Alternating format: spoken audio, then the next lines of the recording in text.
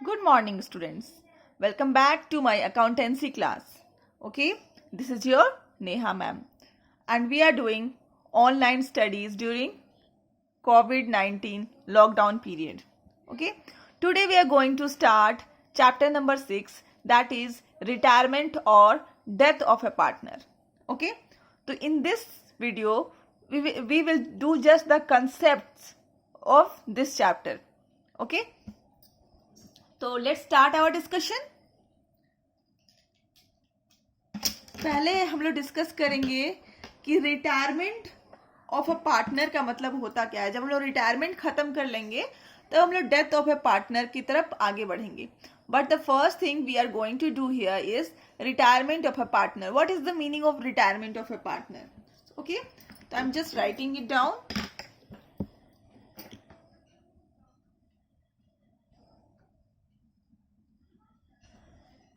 Meaning, what is the meaning? Okay, retiring of a partner means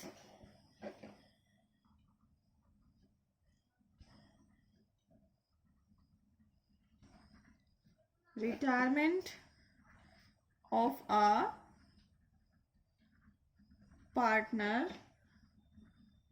means retiring from the partnership. या फिर हम लोग उसको simple language में बोले तो ceasing to be a partner of a firm.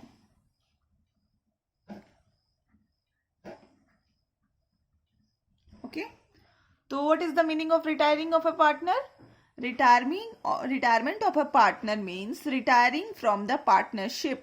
Partnership जो फर्म बना हुआ था उनके बीच में पार्टनरशिप क्या है? एक एग्रीमेंट है.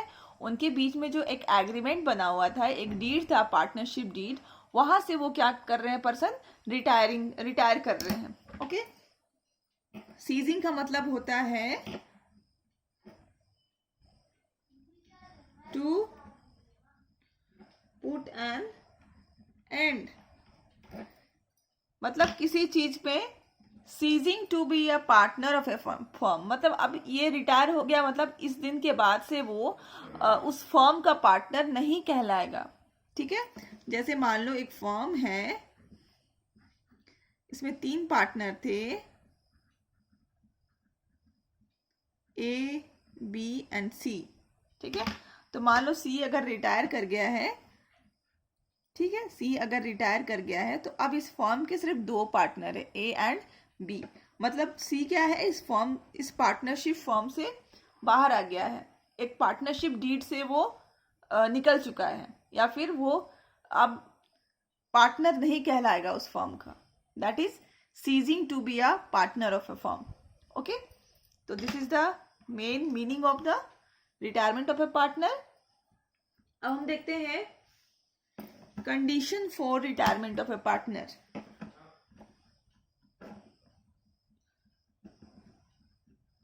कंडीशन फॉर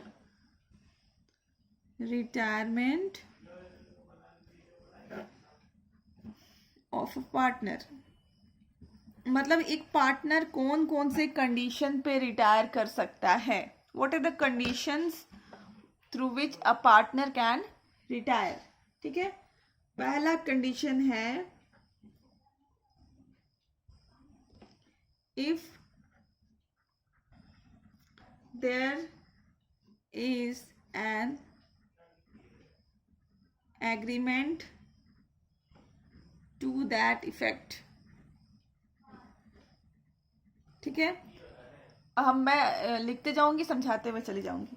ठीक है, आप जब पार्टनरशिप जब बनती है, जब 2-3 पार्टनर्स मिल करके पार्टनरशिप बनाते हैं, तो आपको याद होगा हमने एक डीड की बात करी थी, that is called partnership deed. Partnership deed. Okay, ये डीड क्या था? एग्रीमेंट था. इसमें जितने भी एग्रीमेंट्स रिलेटेड टू पार्टनरशिप सारे मेंशन्ड थे. ठीक है, कि कौन कितना कैपिटल लेकर के आएगा, ठीक है, किसका नाम एड्रेस है, एवरीथिंग, कि प्रॉफिट शेयरिंग रेशियो क्या होगा, उनको कोई कमीशन मिलेगा, सैलरी मिलेगा, सब कुछ एवरीथिंग रिलेटेड टू पार्टनरशिप सारे इस डीड में लिखा हुआ रहता था। तो मान लो यहाँ इस डीड में लिखा हुआ रहता है कि वो 1 अगस्त 2020 को क्या करेगा, रिटायर करेगा। ठीक है, मैं नहीं बोल रही हूँ सब कुछ भी, बस इस एग्रीमेंट में ऐसा लिखा हुआ है। ठीक है, एग्रीमेंट में ऐसा लिखा हुआ है, तो वो क्या करेगा पर्सन, इस डेट को आते आते रिटायर हो जाएगा। This is a agreement. Okay, तो अगर एग्रीमेंट में लिखा हुआ है कि वो इस डेट को, कोई भी पर्टिकुलर डेट को वो रिटायर करेगा, तो वो क्या हो जाएगा, वो रिटायर कर जाएगा। सिंपल ना। Second is, if all the partners agree to his retirement। ठीक है, मान लो यहाँ पे 3 पार्टनर है फॉर्म में, 3 पार्टनर है ए, बी एंड सी। सी ने कहा I want to retire. C ने what C said that I want to retire. C ने कहा कि मैं रिटायर होना चाहता हूं। ठीक है, तो ए ने बोला ठीक है, हो जाइए। बी ने भी कहा ठीक है, आप रिटायर हो जाइए। तो अगर सारे पार्टनर एग्रीड हैं, सारे पार्टनर तैयार हैं, अगर सी रिटायरमेंट की बात करता है और सारे पार्टनर तैयार हैं, तो हम लोग उसको क्या बोलते हैं, retirement of a partner if all the partner agrees. ठीक है, सारे पार्टनर एग्री हो जाते हैं, तब वो क्या कर सकता है, इजिली रिटायर कर सकता है। Third point,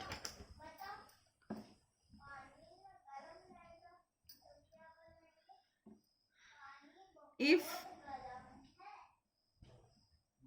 the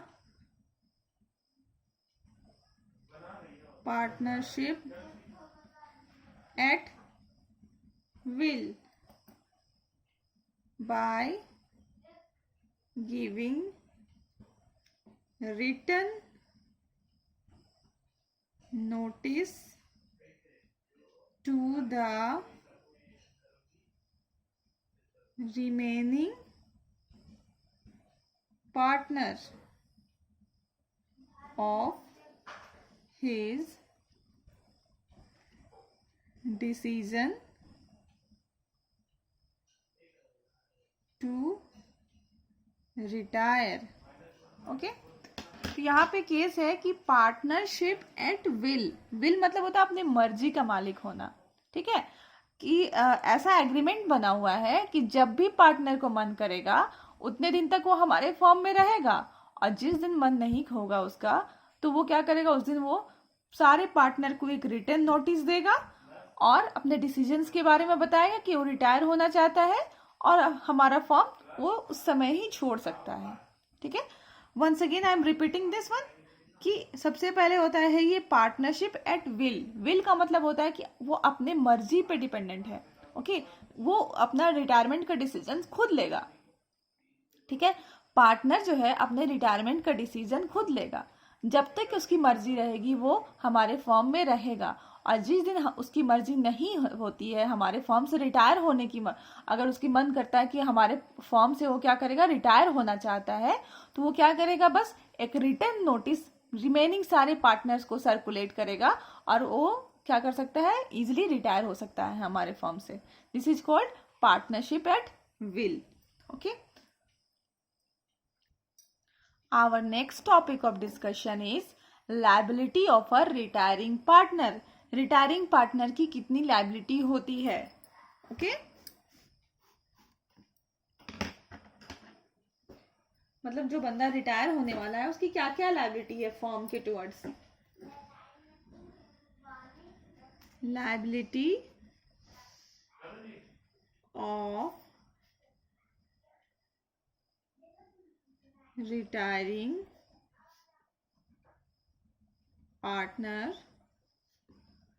towards third party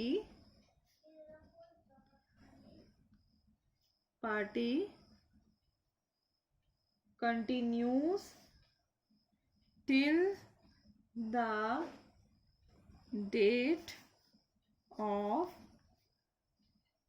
retirement। ठीक है, कह रहा है, और इसको मैं सेक्शन भी लिख देती हूँ। ये बात कौन कह रहा है? ये कह रहा है सेक्शन 32(2). ठीक है, सेक्शन 32(2) कहता है कि liability of a retiring partner towards the third party continues till the date of retirement. ठीक है, तो इसका मतलब ये होता है कि मैं आपको समझा दूं कि अगर मान लो यहाँ पे 3 पार्टनर थे जब ये बिजनेस स्टार्ट हुआ था,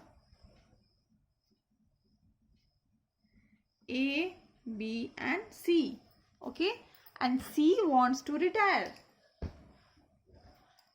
इस डेट में आने के बाद C क्या चाहता है? C रिटायर होना चाहता है। ओके, C क्या करना चाहता है? रिटायर होना चाहता है। कब? इस डेट को आकर के। तो इस डेट पे इन्होंने क्या किया था? एक बिल्डिंग परचेज किया था। ओके, क्या किया था? एक बिल्डिंग परचेज किया था लोन लेकर के। ओके, एक बिल्डिंग परचेज किया था, मान लो 30 करोड़ का लोन लिया था इस बिल्डिंग को खरीदने के लिए। ठीक है, तो अब ये 30 करोड़ का लोन जो है, ठीक है, ये लोन तो चलता चला जा रहा है। ये देखिए लोन ये लोग इंस्टॉलमेंट अमाउंट जो है लोन का वो पे कर रहे हैं। ठीक है, यहां तक तो जब तक सी नहीं रिटायर हो रहा था, at this point of time C is retiring. ठीक है, तो यहां तक तो तीनों पार्टनर्स को क्या था? मिल करके ये लोन पे करना था। ओके, देखिए मैं फिर बता रही हूँ कि 3 पार्टनर है, एक पार्टनर सी है, इस डेट में आके रिटायर होना चाहता है। ठीक है, और इस डेट में उन्होंने क्या किया था? एक बिल्डिंग खरीदी थी जिसका दाम है 30 करोड़। तो जब देखो तीनों मिल करके इस लोन को पे कर रहे थे, ठीक है, टिल द डेट हियर, ठीक है, यहां तक पे कर रहे थे। बट आफ्टर दिस, इस पीरियड के बाद भी यहाँ पे लोन का पेमेंट होगा। इस पीरियड के बाद भी यहाँ पे क्या होगा? लोन का पेमेंट होगा। But C is not liable for that. C उसके लिए कभी भी लायबल नहीं है। मतलब सी को फिर लोन के अमाउंट का पेमेंट से कोई लेना देना नहीं है। यहाँ पे कौन पेमेंट करेंगे? A and B. Okay, here the payment will be done by A and B, and C को कोई भी लायबिलिटी नहीं है अब लोन का। यही पॉइंट यहाँ पे बोला जा रहा है आपको। Liability of a retiring partner का liability towards third party, this is a third party, that is bank. Bank से आपने लोन लिया तो third party is bank here. Toward the continue till the date of retirement. कब तक third party के प्रति वो लायबल रहेगा? Continue till the date of retirement. This is the date of retirement. Date of retirement, यहीं तक वो continue रह सकता है उसका लायबिलिटी। उसके बाद ये यहाँ पे कंटिन्यू नहीं होगा। ओके, तो अभी हम इसके आगे लिखते हैं। Also he is continue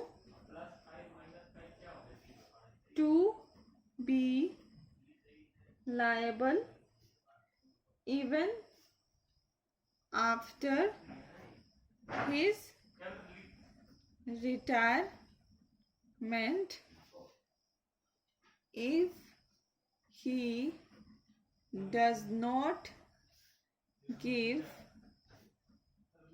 public notice। ठीक है, बात कही जा रही है ये कि ये तो यहां तक ही कंटिन्यूड था, इसके बाद तो लोन का जो भी अमाउंट है इसके लिए जरा भी रिस्पॉन्सिबल नहीं है। Okay, he is not at all responsible for that. Okay, लेकिन यहाँ पे एक लेकिन आ जाती है। अगर ये बंदा सी पब्लिक नोटिस नहीं देता है तो क्या होगा कि जब भी अगर मान लो कोर्ट, ये दोनों अगर मान लो ये लोन का अमाउंट पेमेंट करने में चूक जाते हैं या फिर फेल हो जाते हैं, तो बैंक का नोटिस आएगा, और नोटिस तीनों के नाम पे आएगा। ऐसा नहीं है कि सिर्फ सी के, ए एंड बी के नाम पे आएगी, तीनों के नाम पे आएगा। ओके, तो तो इस चीज को, इस कंडीशन को अवॉइड करने के लिए, या फिर मान लो बैंक अगर कोर्ट केस कर देता है तो वो तीनों के नाम पे करेगा। ओके, तो टू अवॉइड दिस सिचुएशन, इस सिचुएशन को अवॉइड करने के लिए सी के पास क्या ऑप्शन है कि वो रिटायर होते के साथ ही पब्लिक नोटिस दे दे। पब्लिक नोटिस मतलब पेपर में निकलवा दे, ठीक है।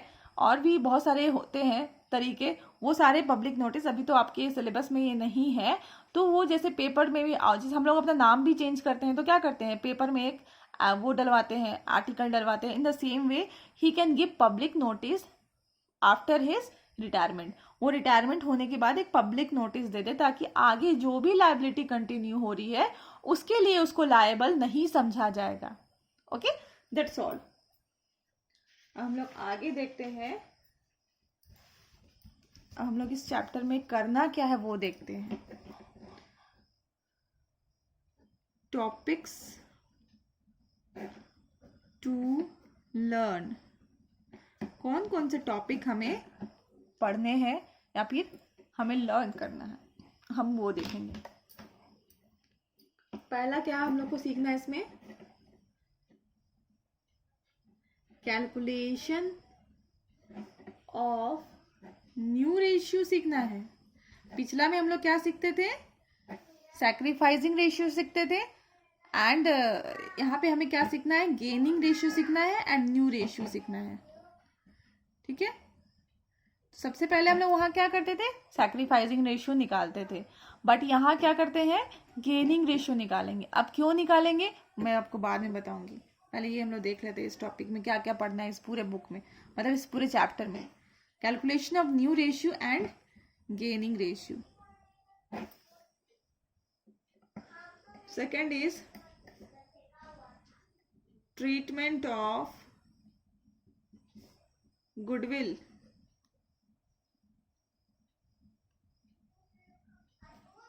Okay, then third is treatment of free reserves, जिसको मैंने क्या नाम दिया था शॉर्टकट में आपको समझाने के लिए, मिठाई। Okay, then fourth is treatment of accumulated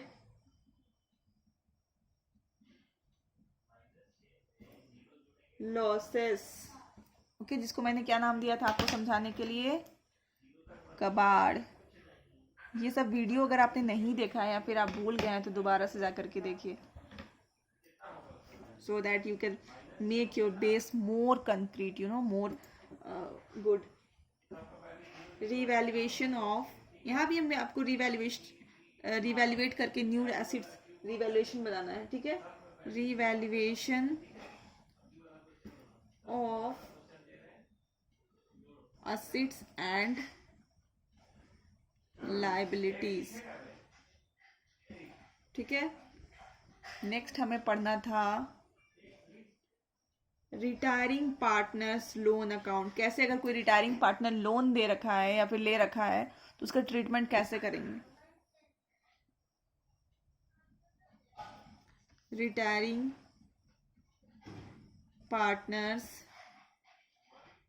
loan account. Okay, last topic of discussion will B